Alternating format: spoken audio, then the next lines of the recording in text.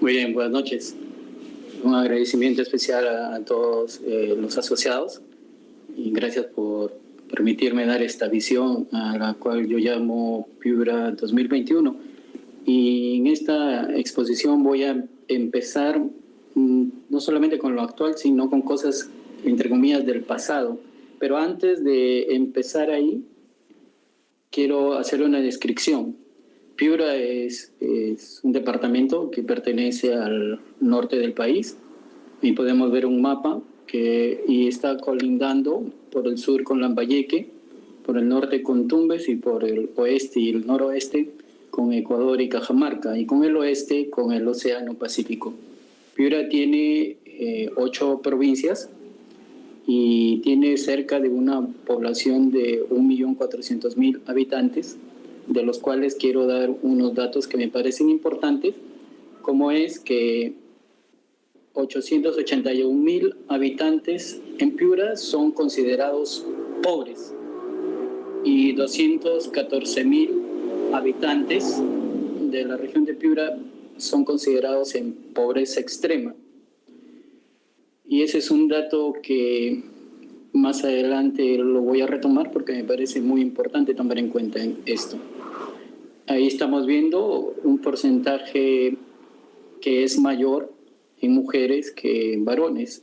La población representa un 50,51% de mujeres y un 48,49% de varones. Eso es en cuanto a la población.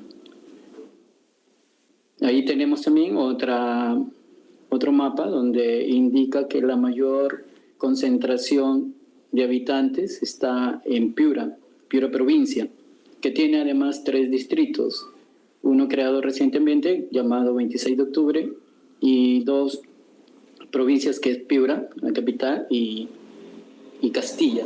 Entonces, en estos 3 distritos se encuentra prácticamente toda la población concentrada o la mayor parte de la población concentrada. Ahí podemos ver nosotros las cifras y vemos que en las demás provincias baja la concentración de población. Ahí podemos ver mucho mejor que la población urbana consta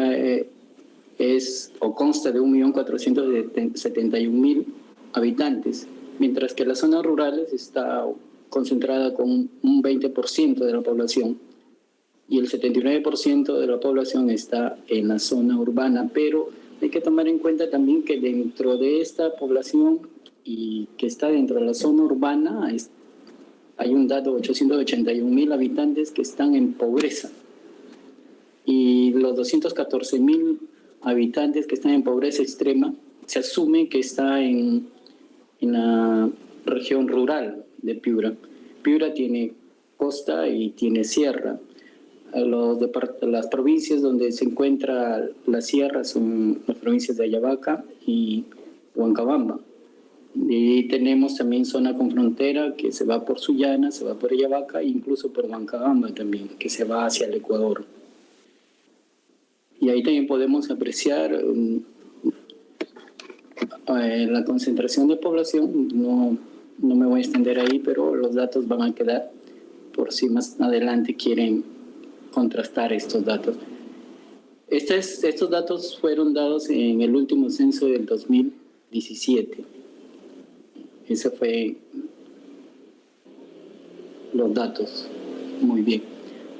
La población en edad de trabajar en la región Piura se considera la población que está en edad de trabajar a partir de los 14 años. Y dentro de la población que puede o que está en condiciones de trabajar, existe un 40% que solamente tienen estudios secundarios. Hay un 13% que tiene estudios universitarios, que acceden a una carrera universitaria. Este también es importante porque si nosotros subamos estos dos entre los que tienen educación secundaria y los que tienen educación universitaria, hay un gran porcentaje, más del 40% o casi el 40% de habitantes en Piura que tienen estudios menos a lo que es educación secundaria y educación superior.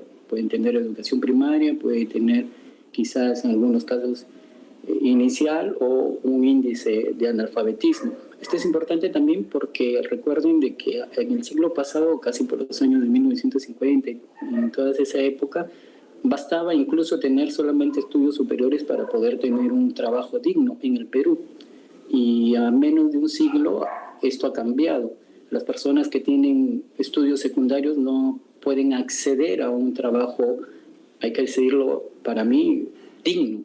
No pueden acceder a un trabajo digno o a un trabajo estable. Y este es un alto índice para tomar en cuenta a lo que se refiere a la informalidad de las personas. O sea, en Piura no solamente hay pobreza, sino que también hay informalidad que se origina por la falta del acceso a una educación superior. Además de que la educación secundaria y primaria a veces no está en el nivel que corresponde para que las personas puedan tener una capacidad vital para desempeñarse. Y es por eso que la informalidad acá impera, y creo que este es un punto a tener en cuenta a nivel nacional. Muy bien, continuamos. Y yo he puesto ahí de título Piura 2021, pero voy a hablar sobre algunos hechos que han ocurrido hace 4 años atrás, como la inundación del río Piura. ¿Por qué es importante tratar esto? Porque el fenómeno del Niño siempre origina problemas muy serios en Piura.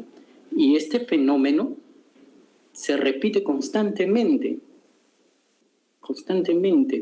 Y Piura no encuentra en sus autoridades una solución viable y una solución permanente a este problema.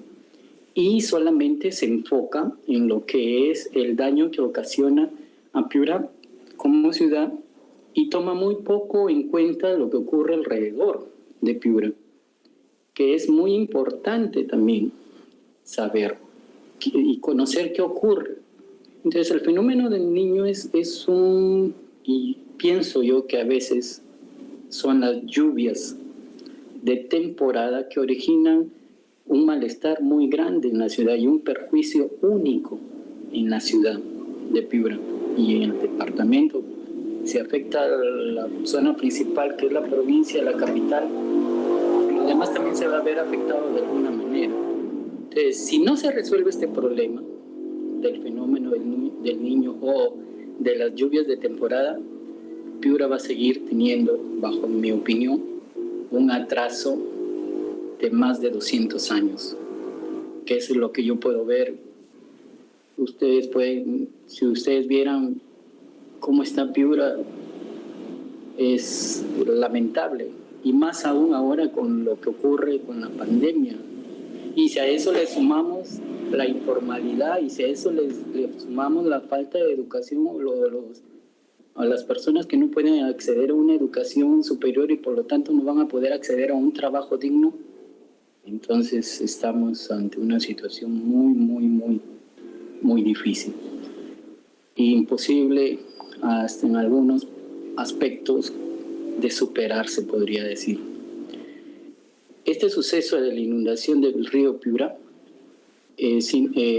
sucedió el 27 de marzo de 2017, hace ya 4 años. Hubieron un total de 91,000 damnificados, 310,570 afectados, 17 fallecidos, 4 desaparecidos, viviendas inhabitables, desagües colapsados, pistas dañadas, polvo en la ciudad que generaron enfermedades respiratorias y a la vez enfermedades a la piel. E incluso ahora hay una población que se encuentra ubicada en el kilómetro 980 de la Panamericana, saliendo de Piura, quien se va para Chiclayo, que aún no han sido reubicados. Y aquí un dato que cuando al mes que ocurrió la desgracia en Piura, llegó en ese entonces el ministro de Vivienda, Carlos Brus, y prometió a los damnificados que en un mes ellos iban a ser reubicados y que iban a tener una casa propia. hasta el día de hoy esa promesa no se cumplió. Voy a aclarar también que todos los datos que yo voy a dar y que estoy dando, ustedes los van a poder contrastar en diferentes medios de información. Muy poco de Piura, más de fuentes de información en otros lugares del país. Pero acá en Piura he encontrado yo muy poca información acerca de esto. Y cuando encuentras información acá en Piura es cuando de repente tienes algún candidato que no es bien visto en la ciudad, entonces le recalcan y le achacan lo que sí, las culpas que sí tiene. En este caso el gobierno de BBK, e incluso en Radio Cotibalú podemos encontrar 17 promesas que no se han cumplido hasta el día de hoy, dadas a los damnificados y que se prometieron por estos daños que ocurrió en esta inundación del río Piura. Un poco justificando que PPK no hizo nada y que fue que hizo bien al renunciar. Y ahí podemos ver nosotros imágenes de lo que fue esta inundación. Podemos ver carros, mototaxis que fueron dañadas, casas que fueron dañadas y un punto más que no conozco hasta ahora, lo que es un balance económico de lo que significó esa inundación en el 2017. En cuanto a pérdidas materiales, pérdidas porque la gente perdió casas, perdieron autos, perdieron muebles, perdieron televisores, un montón de sinnúmeros, incontable diría yo, o difícil de conseguir un dato de cuánto se perdió en esos bienes personales o familiares. No hay un cálculo, hasta el día de hoy yo no conozco un cálculo que se haya hecho en base a las pérdidas de los bienes personales y familiares. La gente salía en balsas. Y algo que ocurrió también, porque estas imágenes son del Bajo Piura, y la ciudad también fue invadida por el agua. La plaza de armas, el agua llegaba a tapar a las personas de un promedio de 1,70 m de estatura en el centro de la ciudad, y así en otros lugares las casas fueron invadidas por el agua del río Piura, que taparon el primer piso, la gente se quedaba en el segundo piso. Y después de que vino esta inundación, se formaron brigadas de personas, de civiles, se formaron brigadas para llevar alimentos a estas zonas del Bajo Piura que nosotros decimos, lo que es Curamori, Catacaos, Chato Chico, un montón de lugares, La Unión, La Arena. Se formaron brigadas para llevarles alimentos cocidos y llevar agua, porque colapsó el sistema que en algunos lugares tenían de agua potable y colapsó también los desagües. Entonces ellos no tenían alimentos, no tenían ropa, no tenían agua y se formaron brigadas. Yo formé parte de esas brigadas y cuando llegábamos aquí a la entrada de Catacaos, que está a unos 15 minutos de Piura, y Catacaos es una ciudad emblemática acá por su gastronomía, cuando llegábamos teníamos que ir con policías, acompañados de policías que subían a las camionetas. ¿Por qué? Porque solamente en la entrada a Catacaos, la gente, si tú no ibas con policía, saltaban a las camionetas y prácticamente te robaban lo que tú llevabas. Y no sé si sería un robo justificado, pero se veía ahí la necesidad que tenían, la desesperación que tenían las personas. El Estado demoró mucho en reaccionar, incluso en ese tiempo al alcalde de Castilla le encontraron calaminas enterradas, le encontraron alimentos que se podrían cuando había gente que moría, pero la población civil hizo una muestra de solidaridad muy grande. Y cuando tú entrabas con policías ya podías irte más allá de la entrada de Catacaos, irte y cubrir. Había niños, surgieron los zancudos, el dengue, la chikungunya y muchas enfermedades más. Parte de los problemas de la piel, perdieron sus animales y todo eso. Pero era algo desesperante, era como una hecatombe zombie. Tú llegabas en la camioneta o en el auto y la gente te golpeaba la luna, se subían solamente si ibas con resguardo policial podías avanzar. De lo contrario, solamente en la entrada te quedabas y incluso para salir ya era difícil porque había una cola muy grande que ingresaba a la ciudad y otra cola muy grande que salía de autos, camionetas y todo. Y todo eso fue muy triste, ver a los niños durmiendo con carpas improvisadas a los caminos, a los laterales de la pista, de la carretera. Y a las 5 o 6 de la tarde empezaba nuevamente a llover. Fue algo muy, muy lamentable.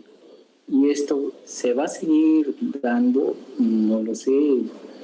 Va a haber nuevamente una inundación del río, no lo sé. Que no se están haciendo las cosas como se debería hacer en cuanto a la reconstrucción con cambios, pues es cierto. Hay una empresa que ya debió haber entregado las defensas ribereñas aquí del río Piura, pero no lo ha hecho y fueron adjudicadas en octubre del 2017 y estamos en el 2021, tenían un plazo de entrega de año y medio, ya ha pasado mucho tiempo y no hay nada, no se ve nada. Ahora, el caudal que se ve que soporta, vamos con el río Piura, antes de hablar del caudal. El río Piura nace a 3.600 sobre el nivel del mar en la provincia de Huancabamba, exactamente en Huarmaca, y recorre toda la provincia de Morropón y Piura principalmente.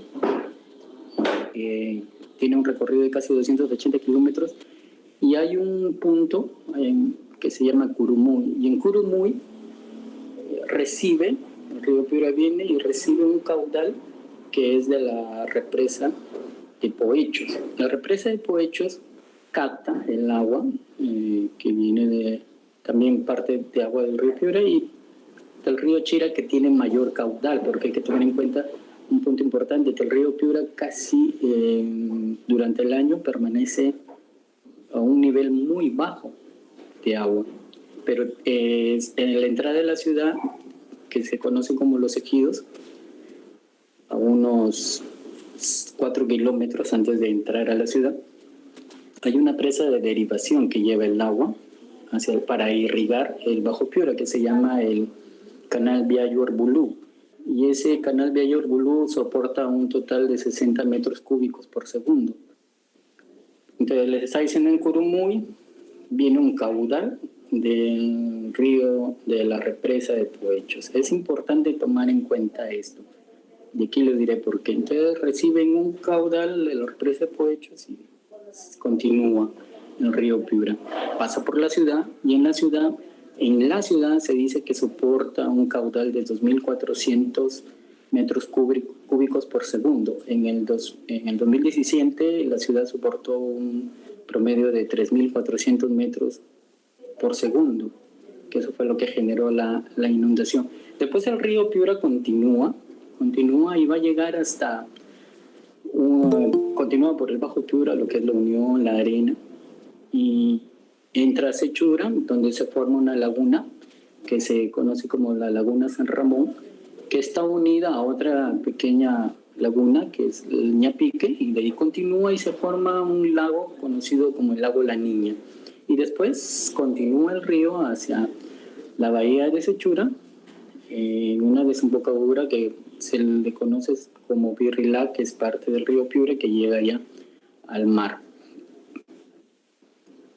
Perdón, entonces ahí podemos ver en ese mapa el recorrido del río Piura, que sale desde Huarmaca, en Huancabamba, y hace todo ese recorrido. Estos datos han sido porque es importante contrastar, tener información de primera mano o información que sea verificable. Es importante eso, tener información que sea verificable.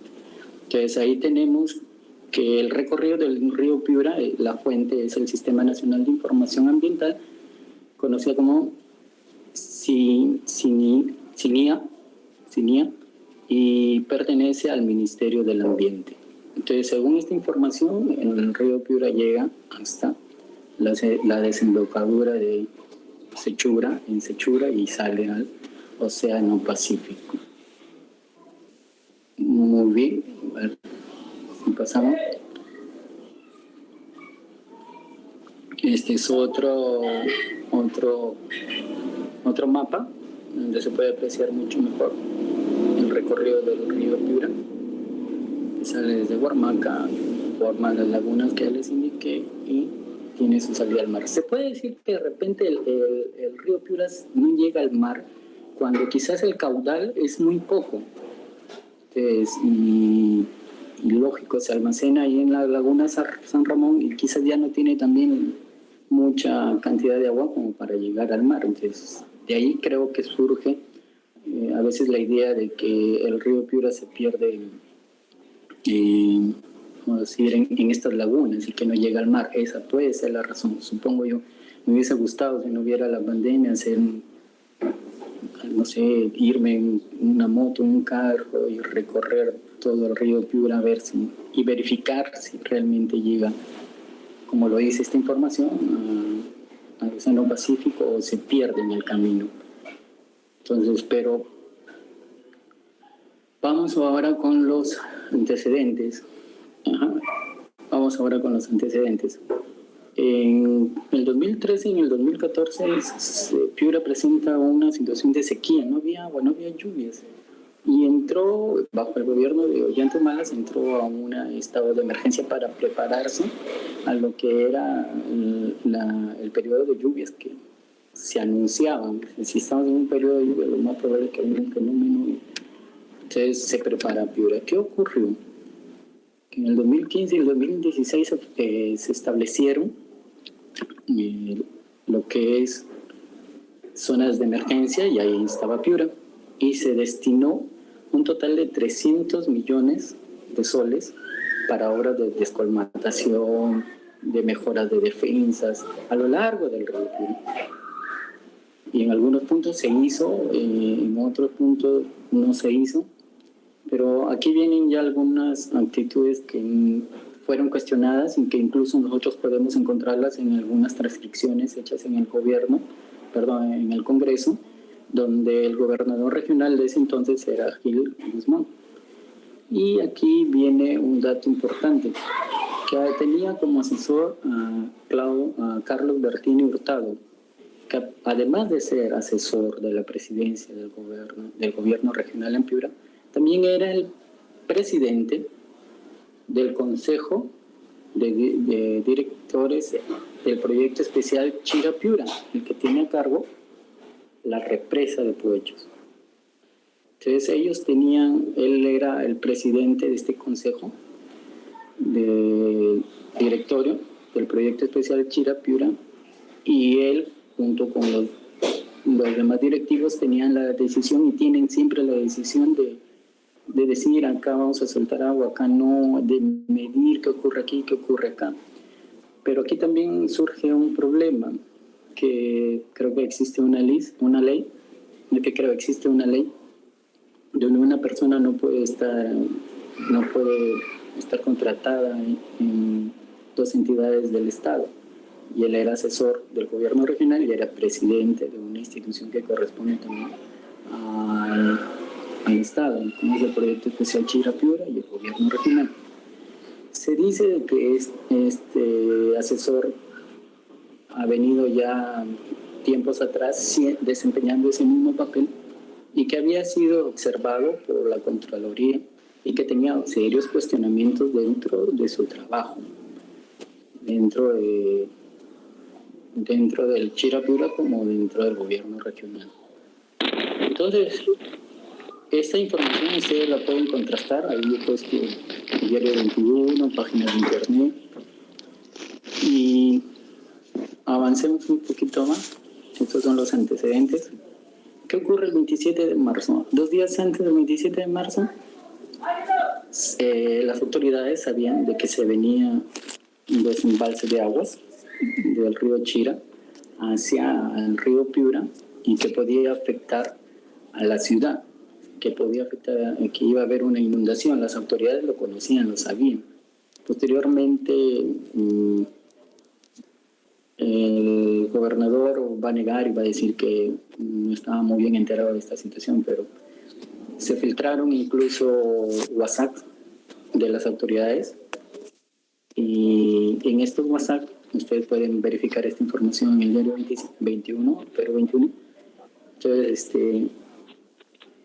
el asesor del gobierno regional y director del consejo directivo del proyecto especial Chira-Piura, Carlos Bertino Hurtado, propone de que se dinamiten los diques que pertenecen o que están cerca al Puente Independencia. El Puente Independencia está más o menos a unos 40 kilómetros, a unos 40 minutos de la ciudad de Piura. Es un puente que une tanto Piura como la zona del Bajo Piura y por ahí ya se va a Sechura y toda esa zona. Entonces ahí hay unos diques de contención y él proponía de que para que no se inunde la ciudad le pongan dinamita a esos diques, pero le dijeron que aquí los únicos que podían utilizar dinamita era el ejército peruano. Pero ya desde que él hace esta proposición se consideró muy lesiva para los ciudadanos, muy lesiva para la ciudad, para los pobladores. Se tomó como una actitud nada bien, muy perjudicial. Y había otra zona que corresponde a Catacaos, donde las defensas estaban, entre comillas, fortaleciendo, pero se estaban fortaleciendo con sacos de arena. Y sabemos de que un saco de arena no puede ser igual que un muro de contención, aguantar agua, pero no tan cantidad de agua que se iba a soltar. Las autoridades no comunicaron a la población de lo que se venía, pero la información se empezó a filtrar, y se tomó como zona de emergencia lo que es Catacaos y toda esa zona, que está a unos 20 minutos de Piura. Y así fue. Soltaron el caudal del río. A mi parecer, y de manera muy personal, voy a dar ahí una opinión. Creo que fue con la intención de borrar el mal trabajo que habían hecho, porque dentro de esos 300 millones que se dieron para las obras de descolmatación y fortalecimiento de las riberas del río Piura, hubo una empresa, se llama Viviana IRL, de Sullana, a la cual se le adjudicaron más de 50 obras de reconstrucción, y esa también es una información que nosotros podemos encontrar. Y se soltó, la gente empezó a salir del Catacaos y se soltó el caudal de agua, pero lo que no esperaron las autoridades fue que no solamente se inundó el Bajo Piura en ese sector, sino que también se llegó a inundar Piura mismo.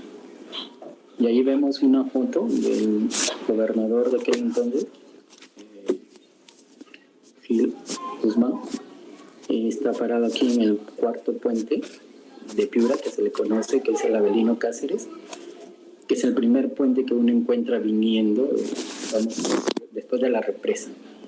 Después de la represa, los ejidos, nos encontramos con este puente, y ahí a la bajada está el Mall Totus, o Open Plaza, que se le llama, y ahí fue una parte también muy afectada, porque ahí está Miraflores, las casas se inundaron, autos, se perdieron un montón de cosas.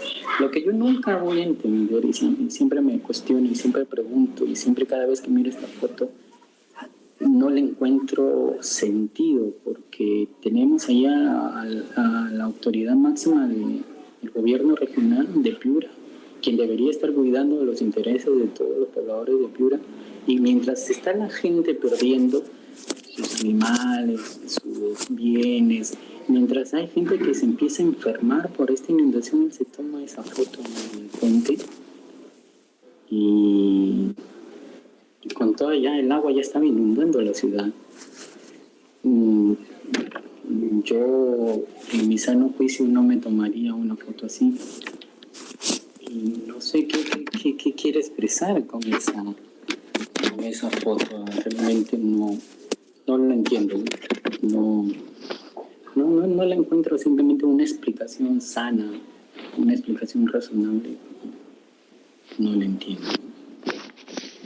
Muy bien, entonces ahorita las obras de reconstrucción con cambios en cuanto a las obras que se deben hacer, las defensas que se deben hacer aquí en el río Piura, en vez de ensanchar el río, que sí creo que se podría hacer, se está más bien ajustando, lo que es un peligro. Ahora, esta empresa que tenía a cargo este trabajo ha sido prácticamente desembarcada por el gobierno regional por el incumplimiento no solamente en el tiempo, sino que no presenta ingenieros residentes y muchas cosas que han sido también detectadas por la Contraloría.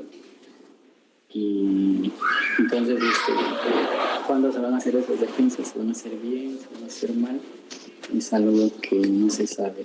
¿Que hay soluciones a todo eso? Sí. En noviembre, voy a ayudar aquí de un dato, en noviembre del 2020, César Alvarado Arrieta, de una asociación internacional, el año pasado, en noviembre del 2020, planteó una solución orientada con muchas personas que conocen todo este manejo de los ríos, y dijo que la solución que nosotros tenemos sí es viable. El trabajo que se debe realizar en eso demorará unos 10 a 15 años, pero puede ser una solución definitiva para este problema. Entonces, si no hay una solución definitiva, este fenómeno del Niño o de las lluvias de temporada van a seguir afectando el desarrollo de la ciudad. Y encontramos que en la ciudad está, o en estas estos tres distritos de la provincia de Piura, está concentrado el mayor número de habitantes del departamento. Si Piura no le da una calidad de vida a estos pobladores, va a ser muy difícil de que podamos pensar en un desarrollo viable como ciudad primero. Y el panorama es desolador, nadie juzga, hay personas fallecidas, solamente fueron citados el gobernador regional, su asesor y un representante de la empresa Viviana fueron citados al Congreso de la República en ese año, del 2017, pero de ahí ya no hay ninguna investigación, que hay responsabilidad política, sí hay responsabilidad política, pero que hayan sido juzgados o no sé, que hayan tenido alguna consecuencia, no lo hay. La vez pasada, conversando con una amiga que es abogada, me decía que mientras un delincuente por robar un celular es internado 12 años en un penal, pues una autoridad que roba más que un celular, a lo mucho puede tener 4 años y aún con la ventaja de que esos 4 años sean de pena suspendida. Entonces ella un poco en broma me decía, hay que meternos a la política porque la sacamos fácil, no nos perjudica mucho. ¿Ya? Muy bien, ahora continuamos. Vamos a un punto que es importante. El sodalicio. El sodalicio nace en diciembre de 1971. Su fundador es Luis Fernando Figari. Y ellos, cuando fundaron el sodalicio, porque fue un grupo de personas, dijeron que era la respuesta que ellos tenían en sus vidas, querían encontrar una respuesta, un sentido a su vida, y encontraron que fundando el sodalicio habían encontrado esas respuestas a su vida, pero ellos habían estado dedicados a lo que era la política y aspectos filosóficos también de la vida, pero aducían de que encontraron en lo que ellos llamaron el sodalicio la respuesta a su vida. el sodalicio, pues hasta ahora tiene muchas denuncias muy serias, muy serias. Tenemos a Pedro Salinas, que escribió el libro Mitad monjes, mitad soldados, y por el cual él ha sido querellado. Tenemos a Paola Gas, otra periodista que también ha sido querellada por algo que vamos a ver más dentro de poco. Y tenemos también a periodistas como Daniel Llovera, que también ha sido querellado por los sodálites. Pero los sodálites se han desarrollado ahora de una manera grande. ¿A través? ¿Por qué? Porque en 1980 el Estado peruano firmó un concordato con el Vaticano, en donde la Iglesia Católica, que tenía asociaciones, entre comillas, sin fines de lucro, sean estas a las que se dediquen, no iban a pagar impuestos. Y esto persiste hasta ahora. Las asociaciones católicas, bajo las figuras de un colegio, universidad o lo que sea, no pagan impuestos. Y aquí en el sodalicio surge la Asociación Civil San Juan Bautista, donde uno de sus fundadores es Monseñor Eguren Anselmi, que es el arzobispo actual de Piura y Tumbes. Entonces ellos forman esta asociación y con esta asociación empezaron a recibir dineros porque supuestamente se dedican a la educación, tienen colegios, tienen proyecciones sociales. Yo nunca los he visto en un pueblo joven, aquí entre nosotros nunca los he visto en un pueblo joven predicando por lo menos la palabra de Dios, ¿no? Entonces, la Asociación Civil San Juan Bautista empezó a solicitar la protección de una banda criminal a la cual se le atribuyen hechos de extorsión, más de 30 asesinatos y muchos delitos más. ¿Qué papel juega aquí el Monseñor? Desde que con él se fundó esta asociación, que después aparentemente no quiere figurar, pero hay colaboradores de la policía que los indican a él como el principal intermediario para conseguir un negocio inmobiliario que podría generar hasta 31.000 millones de soles y que está acá en Piura. ¿Y cómo se consiguió esto? Se consiguió bajo amenazas a los pobladores, se consiguió bajo muertes, se consiguió bajo invasiones y transferencias de terrenos nada santas. Pero ¿cómo se llegó a conocer todo esto? Aquí surge una persona llamada Pedro Zapata Montesa. Él era un suboficial de la policía y tenía un hijo que hacía taxi en su moto lineal. Acá en Piura, las personas, tú puedes tomar una moto lineal y le dices, llévame al centro, ¿cuánto me cobras tanto? Llévame a tal sitio, ¿cuánto me cobras tanto? Y como son motos, tienen la facilidad de llegar más rápido hacia un lugar. Y acá se utiliza mucho.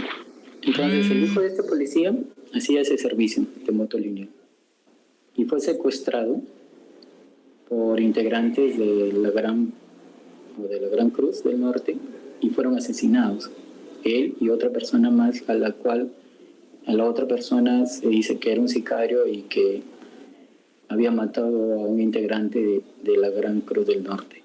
Entonces Pedro Zapata en ese momento era policía, ahora es abogado.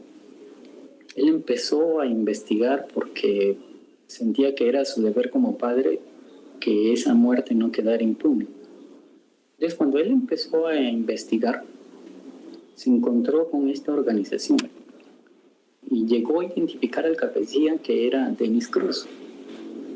Y empezó toda una investigación. Y en esa investigación descubrieron de que eran extorsionadores, de que tenían varios asesinatos a su cuenta, extorsionaban a las obras de construcción, porque formaban, sabemos que en construcción civil hay mucha extorsión. Entonces, yendo un poco más, se encontró con los vínculos que tenía la Gran Cruz del Norte con el Arzobispado de Piura y con la Asociación San Juan Bautista, que semanalmente le depositaban, y eso lo pueden ustedes averiguar. También hay incluso un documental por una de los informativos más grandes del mundo, como es Al Jazeera. Entonces encontraron vouchers de depósitos de cerca de 73,000 soles mensuales que hacía la Asociación Civil San Juan Bautista. Y ellos han reconocido estos depósitos. Supuestamente se las hacían a la Gran Cruz del Norte para que les brinden seguridad. Cuando hay muchas personas que identifican a esta banda como asesinos y que llegaron a extorsionar y a quitar una gran parte de tierra donde funciona ahora, donde está asentado, donde se ha generado lo que es una gran inmobiliaria que pertenece a la asociación y al sodalicio, y que se conoce como Miraflores Country Club. Toda esta información es verificable. Entonces, hay el expresidente de la asociación, cuando surgió esto, fue incluso arrestado por la policía de Tacalá, por el presidente de esta asociación, fue arrestado por la policía de una comisaría, se conoce Tacalá, y fue liberado. Y a él se le encontró un arma de fuego y habían personas que lo acusaban que él había hecho disparos, tratando de desalojar a unas personas que eran los dueños de donde ahora está la gran inmobiliaria, o donde está esta gran ciudad dentro de una ciudad conocida como Miraflores Country Club. Dicen, y es información verificable, que el poder que tienen los sodalites a nivel nacional es grande. Pedro Zapata ha sido querellado por el abogado del obispo, hay periodistas que han sido querellados también, y hay una comunidad afectada que es dueña de tierras, que se llama la comunidad San Juan de Catacaos. Entonces, les han expropiado de manera mala sus terrenos, y ellos han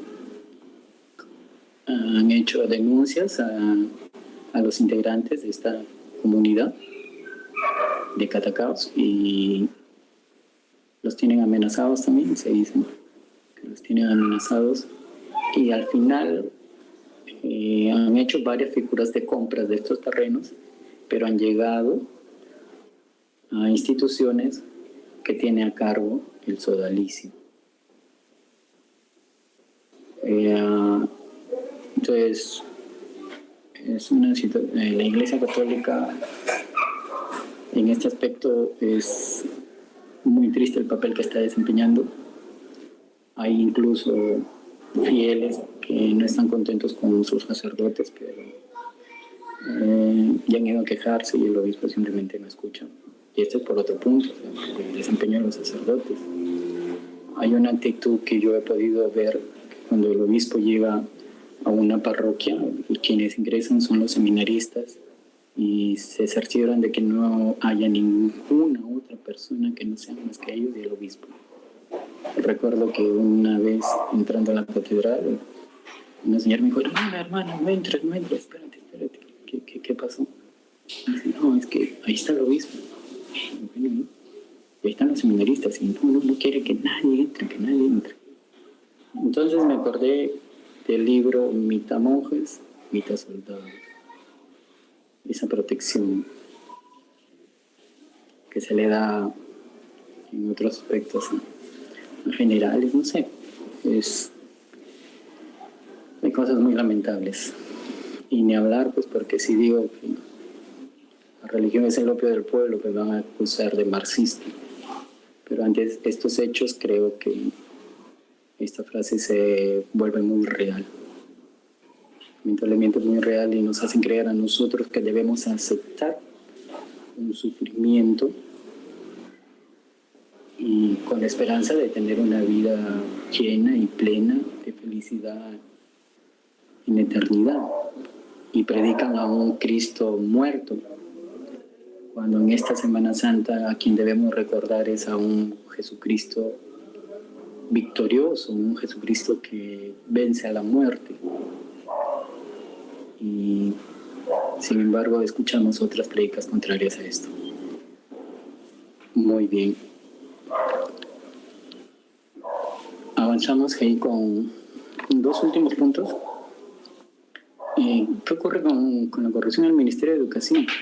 De fuentes muy confiables sé de que los directores regionales que son elegidos, aparentemente se escoge personas muy capacitadas y se hace todo por meritocracia, pero lo que en realidad sucede es de que, ¿cuál es tu currículum? Muy bien. ¿Sabes qué? Pero mira, nosotros en el gobierno regional necesitamos que tú hagas esto. Lo único que se te va a permitir es hacer esto y esto y esto, nada más. ¿Aceptas o no aceptas? Que si la persona acepta, ya tenemos un director regional de educación. Al menos en este gobierno lo he podido constatar. Y ni hablar pues de las UGELs. Hay una corrupción en cuanto a ventas de plazas para contratados única, descarada, ahora diría yo, de una manera muy descarada se están vendiendo las plazas de contrato. Y hay UGELs que en lugar de hacer las adjudicaciones, o sea, decirle, profesor, su plaza está en tal sitio, profesor, su plaza usted va a ir acá, usted va a ir acá por contrato, todo. En vez de hacerlo de manera pública, lo hacen en algunas UGELs acá en Piura, los han hecho vía WhatsApp. Es que, profesor, te llamo y yo te voy a decir a dónde te vas a ir. No ha sido transparente esta adjudicación. Lamentablemente hay casos de que en un colegio un administrador que estaba el año pasado como administrador de un colegio, ahora está como profesor por 30 horas. Y resulta de que ha sido recomendado por el director y tiene un familiar que es el que se encarga de dar las adjudicaciones de las plazas a los profesores. O sea, no es profesor, le quita trabajo a un profesor. ¿Y qué clase de educación están recibiendo el futuro del país? Se dan cuenta, y si ya tenemos a un departamento pobre, con una cantidad de población en pobreza extrema, y con una gran población que tiene solamente estudios secundarios, y otra población que se sabe si tendrá primaria, inicial, o de repente son analfabetos, ¿qué futuro le podemos augurar a Piura? Es muy, muy decepcionante. Y si además los profesores, como yo, como otros profesores, no nos capacitamos, ¿qué futuro estamos construyendo para el país? ¿Tendrá solución todo esto? ¿Cuántos años tendrán que pasar para poder decir que en el Perú por lo menos hay calidad de vida? Y si ustedes lean a Román Puma de Ayala, un cronista de la época virreinal, él desde esa época denunciaba los problemas que nosotros continuamos viviendo. Y si nos ponemos a pensar, la independencia del Perú fue en 1821, pero 3 años después recién se consolidó,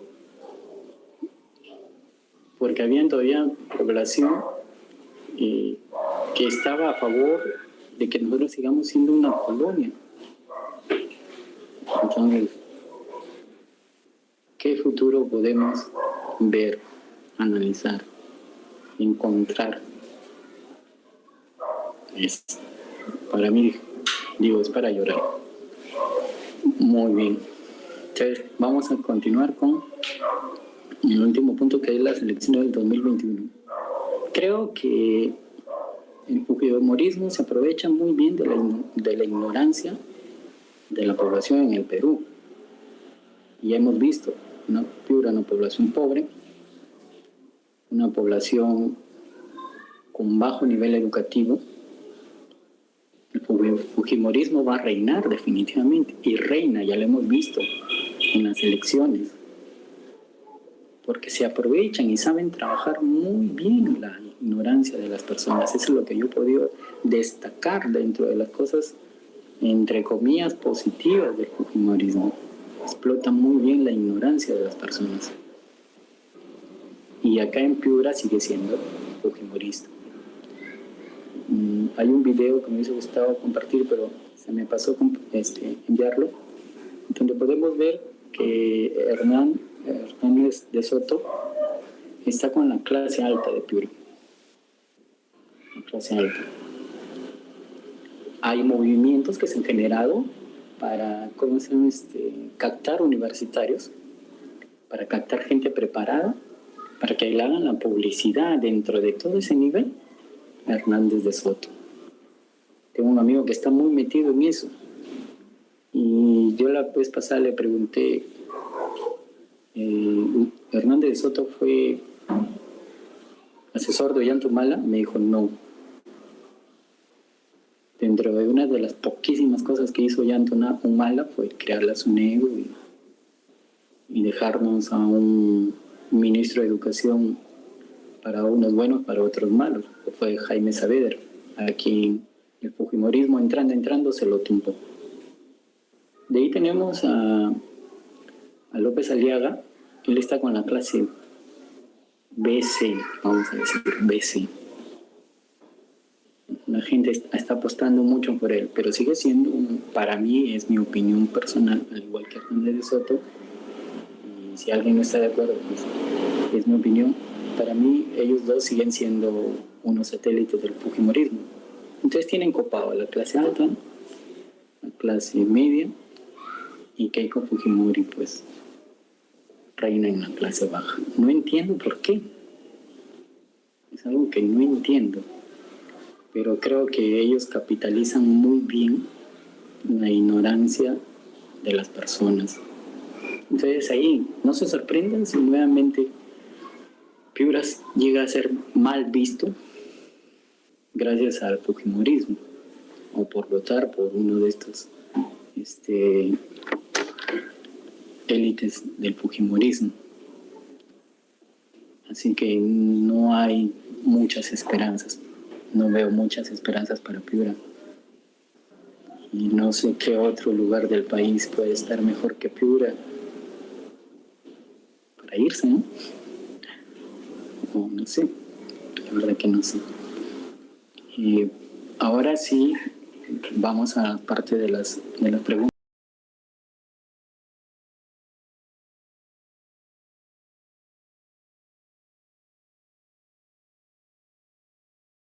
Sí, quedó en nada.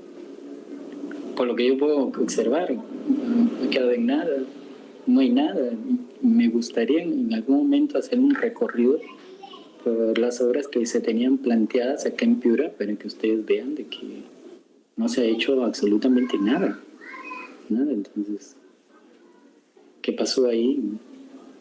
Y sin embargo, como les decía, el año pasado el gobierno regional le ha dicho a quien estaba haciendo el segundo tramo, que corresponde a las defensas ribereñas de aquí de la ciudad de Piura, le ha dicho hasta aquí nomás. ¿Por qué? Porque había muchas deficiencias. Pero ¿quién escogió a estas empresas? El gobierno regional mismo. ¿Tenían cartas fianzas de esta empresa? No las tenía. Se forman. Yo me he quedado sorprendido porque, y esto lo pueden ustedes ver, hay una página que dice reconstrucción con cambios.gov.p.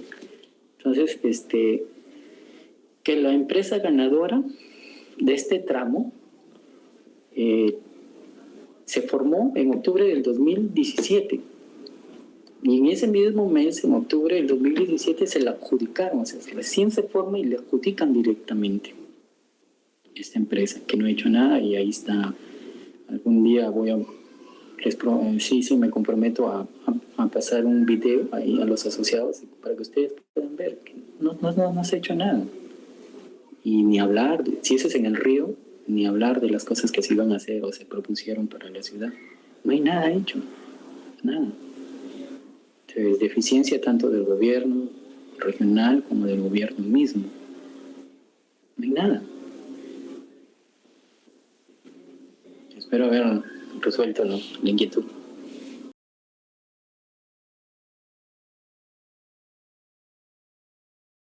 Sí, una excelente pregunta. Yo creo que, según lo que he podido notar, sería enfrentarse con un monstruo grande, pero se puede hacer. Pienso que una de las primeras acciones que debemos realizar es el dar a conocer a las personas lo que está ocurriendo, lo que está sucediendo, porque, como bien conversaba con Manuel,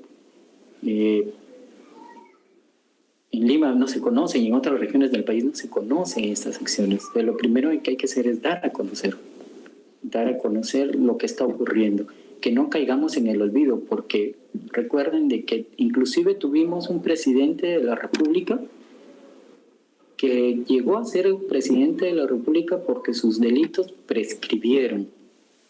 Entonces, pasado un tiempo, si no hay investigación, si no hay una condena, esos delitos prescriben. Y parece que esta asociación que la tiene a cargo este grupo religioso, está buscando eso, está buscando la prescripción. Imagínense que todavía no hay condenas para los integrantes ni para el cabecilla de esta organización criminal, la Gran Cruz del Norte. Y bueno, se dice, eso no he verificado, pero se dice de que es porque tienen un apoyo grande en este caso de los sodalites, que están por encima del poder político, del poder judicial, y manejan muchas cosas. Entonces, lo primero que tenemos que hacer es dar a conocer esta situación, dar a conocer a que ocurra, a pedir celeridad en estos procesos que son, podemos llamarle emblemáticos, o pueden generar una jurisprudencia más adelante. Y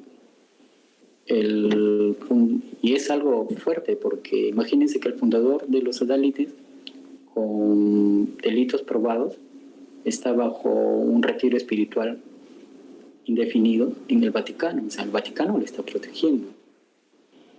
Entonces, empezar a dar a conocer esto. Y lo segundo, ver la manera en que, cómo se pide celeridad para obtener resultados de estos procesos que han sido probados, hay pruebas. Buena pregunta. Hay dos cosas. Al menos en el colegio que yo trabajo no han llegado tablets, ni llegarán, según lo que me dice el director, no va a llegar tablets para nosotros. Y la conectividad es un problema que sí tiene solución, Pero aquí viene otro punto más. Nosotros los profesores no nos capacitamos como deberíamos ser. No estamos, al menos en el colegio donde estoy, yo veo eso. Yo esta semana voy a dar una capacitación a los profesores de mi institución en cuanto al manejo de las TICs, y les voy a presentar una plataforma educativa para ver si a ellos les sirve, porque a mí sí me sirvió el año pasado. Yo sí utilicé y trabajé con una plataforma educativa, entonces yo les voy a enseñar el manejo de esta plataforma educativa y ellos van a decidir si les es útil o no les es útil. Pero los alumnos sí respondieron el año pasado. Entonces, aquí viene un problema. El profesor no se capacita. No sabe el manejo de las TIC. No sabe, no investiga. El Ministerio de Educación cae también en un error. Hubo capacitaciones en Periodo Educa acerca de una plataforma también educativa que era Moodle. Se escribe MOODLE. Se hizo una promoción fuerte, nos obligaron a llevar esa capacitación, la tuve que llevar también. ¿Y qué ocurre? Que el año pasado, cuando vino el problema de la pandemia, empezamos a utilizar el Google Drive, que tiene sus limitaciones. Empezamos a utilizar los formatos de Google para formularios de preguntas. Se empezó a utilizar el tablón del Drive, pero eso es algo muy limitado.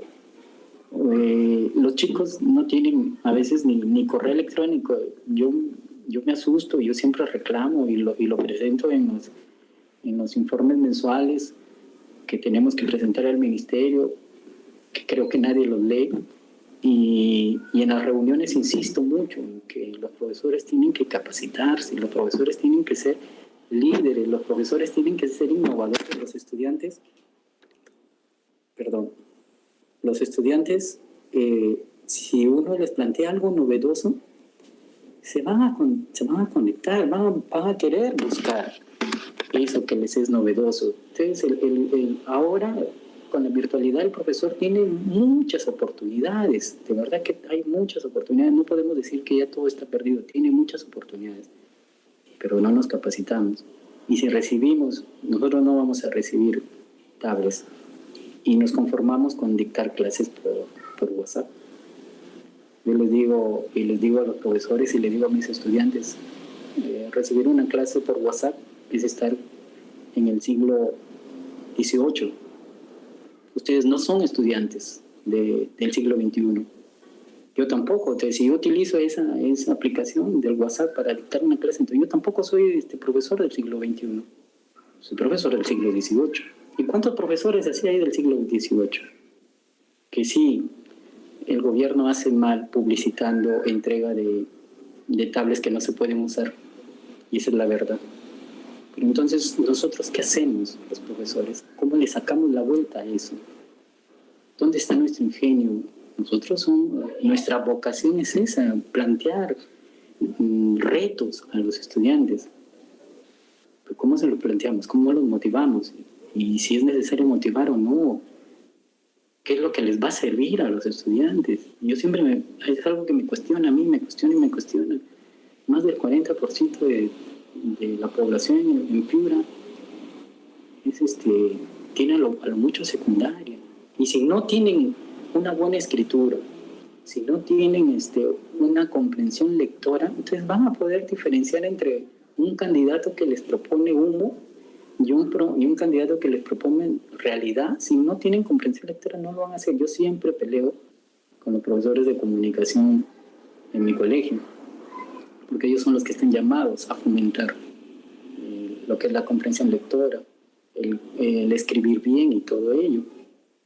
Pero a veces, como dicen, entra por un oído y sale por el otro, y dicen, bueno, este profesor déjalo que trabaje solo porque acá nomás nos viene a fastidiar. Entonces, bueno, si yo soy un fastidio y nadie quiere que le fastidie, entonces empiezo a trabajar yo solo y empiezo a hacer lo mío. Y no me preocupa ser un ente isla si me estoy dando a mis estudiantes. La virtualidad no está funcionando en el Ministerio de Educación, en el Perú no está funcionando. Pero tenemos responsabilidad tanto el gobierno como los docentes, porque nosotros somos los encargados de formar a toda esta nueva generación que está llegando. Y ni hablar pues de otros aspectos más. Primero, educación. educación juega un punto muy importante, una educación de calidad, que que tiene que ser un movimiento único en la educación. Combatir la anemia, porque la anemia es un problema también grande.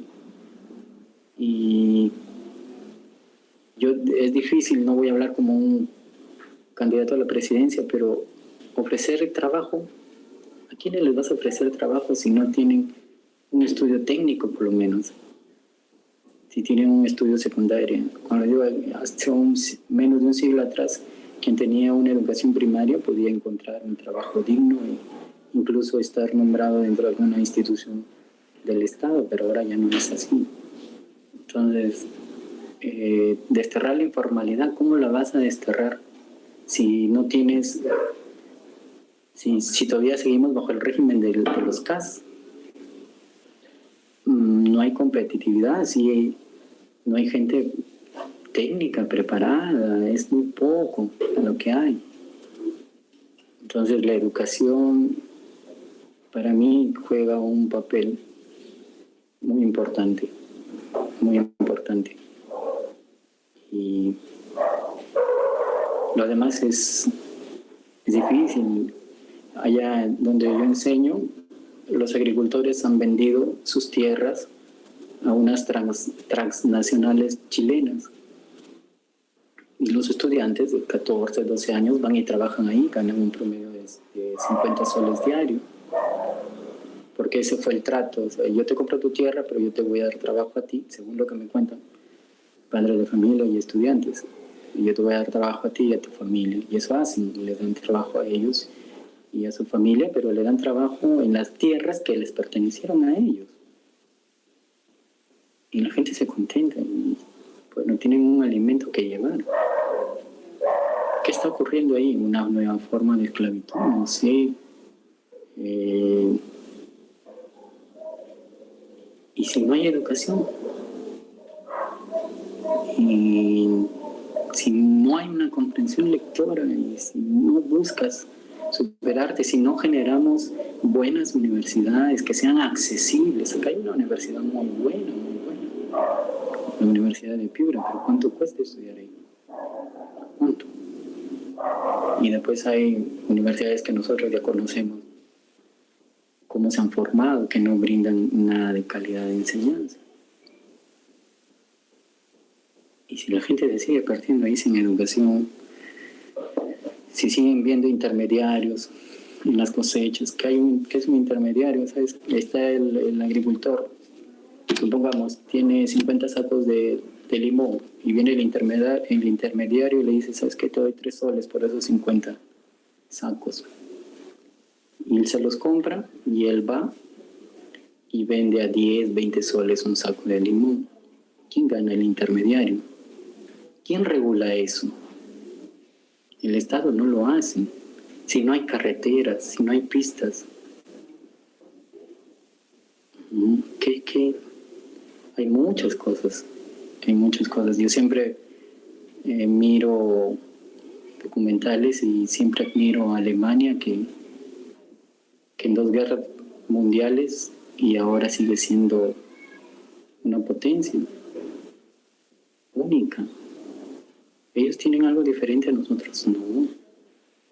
Lo que ellos sí tienen es unidad, que nosotros los peruanos no tenemos. Es muy cierta esa frase de que un peruano es el enemigo de otro peruano. Es así, tenemos todavía envidia, hipocresía que está metida en el chip de las personas. Está el pisotear a los demás, la envidia. Y bueno, al final, quien tiene dinero, de una manera racista dice, ¿a qué me interesan los cholos? Pues, ¿no? Y para eso nacieron, ¿no? Para estar donde están. Y la educación es punto fuerte para mí. Espero haber resuelto la pregunta.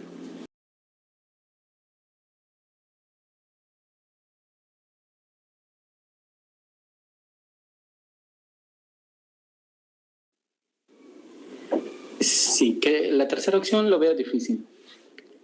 porque hasta ahora Piura sigue teniendo muertos y lo único que se ha hecho es poner en funcionamiento lo que es la Videnita, que es un lugar que atiende casos de COVID.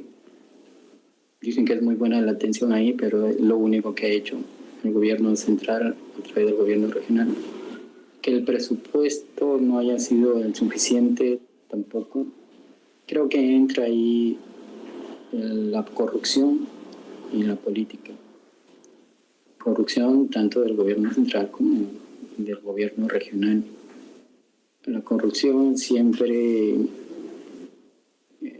nos quita mucho, nos afecta muchísimo, yo creo que a nivel nacional. Entonces, la corrupción es y un manejo político, porque en estas elecciones se puede tomar como un caballito de batalla y decir nosotros sí vamos a hacer la reconstrucción con cambios, como lo ha dicho algún candidato. Entonces, nosotros sí prometemos que vamos a conseguir esto y lo de acá. Y bueno, de los candidatos no depende, o depende desde el punto de vista político, pero la corrupción juega mucho.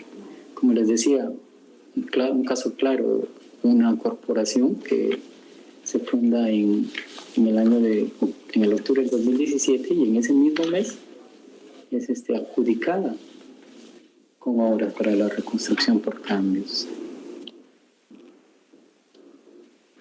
Yo recuerdo que hace un par de años se hizo un pequeño tramo de carretera aquí en Castilla, que esa pista ya se va hacia Morropón, Chulucán, la parte sierra.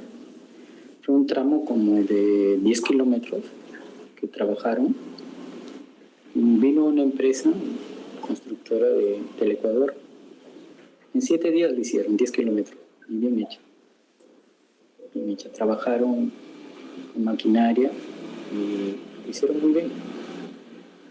Sin embargo, he visto tramos más pequeños dentro de la ciudad de Castilla, como es la avenida Cayetano Heredia, que no tiene ni, o pongámosle, tiene 500 metros de largo, y se han demorado meses para hacerlo. Meses. 500 metros de largo, meses. Y 10 kilómetros fueron hechas 7 días. Entonces, ¿qué pasa ahí? Yo creo que es la corrupción. La corrupción la que realmente no genera un cambio óptimo para la población, un cambio óptimo y definitivo para la población. Si esto continúa, pues no hay futuro. No hay futuro.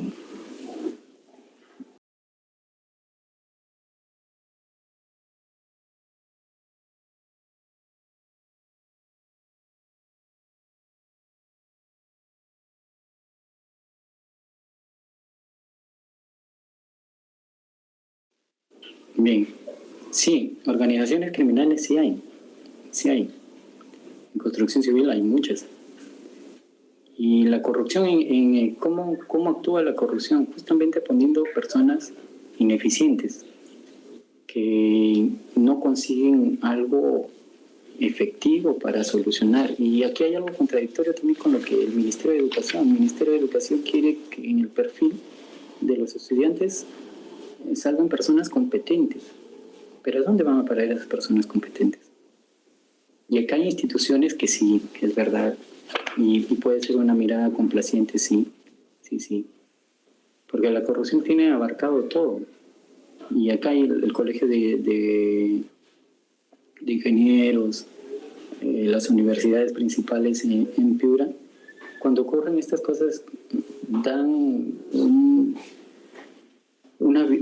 comentario y ahí queda. No hay una protesta definitiva. No hay un decir, el colegio de ingenieros de acá tiene que plantearse y decir esto y hacer esto y esto. No lo hay. Entonces la población civil, si tenemos una población mayoritariamente deficiente en cuanto a conocimientos, entonces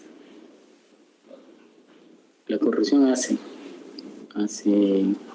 hace mucho daño. En lo personal pienso que ese es el factor definitivo y es muy difícil tener una actitud más desafiante o de enfrentamiento cuando te enfrentas a organizaciones corruptas que tienen mucho poder. Sí es un pleito entre David y Goliat, pero cuando haya más personas preparadas, más informadas, con un mejor criterio para leer un texto y comprenderlo y todo eso, vamos a tener un poco de esperanza. ¿Y eso quién lo va a hacer? La educación. ¿Y cómo vamos a conseguir eso? Pues los profesores tenemos un papel importantísimo. Tú escoges un brigadier de aula y cuando se va el profesor, todos hacen un laberinto. El profesor escucha que hay laberinto y llega y regresa al aula. ¿Qué pasó aquí? No, nada, profesor. A ver, tú eres el brigadier, tienes que saber aquí qué ocurrió, por qué se escuchaban ruidos. Yo estaba escuchando. No, profesor, solamente me está conversando, ¿no? Que de manera muy alta y nada más. Pero sin embargo, cuando uno escucha estando abajo y ellos en el segundo piso, a unos 100 metros de distancia, son que jalan sillas y todo. Entonces, los peruanos no tenemos esa honestidad y la corrupción, las autoridades lo saben perfectamente. Hay muertes, pero son judicializadas, tienen un proceso judicial. Esas autoridades, no. Un alcalde, hace poco sí, un alcalde que ha sido, ¿cómo se llama? Que ha ido a un proceso judicial y parece que va a ir preso, que es el de 26 de octubre. Pero de ahí lo demás, no, nada. Y otro punto que a mí me deja, yo no estoy diciendo que sea uno de los mejores presidentes, porque no lo fue, pero cuando empezaron a capturar a gobernadores regionales, alcaldes y todo eso, pues obviamente el gobierno de Ollantaytamala, y después eso continuaba. Pero antes no ha habido nada. Ni hablar del pasado, cosas que no sabemos. Pero sigo insistiendo, la corrupción sí es un problema grave y lamentablemente a veces sí miramos hacia un costado. Esa es la verdad, hay que ser honesto. Miramos hacia un costado ante las cosas que están mal hechas, que se siguen haciendo mal.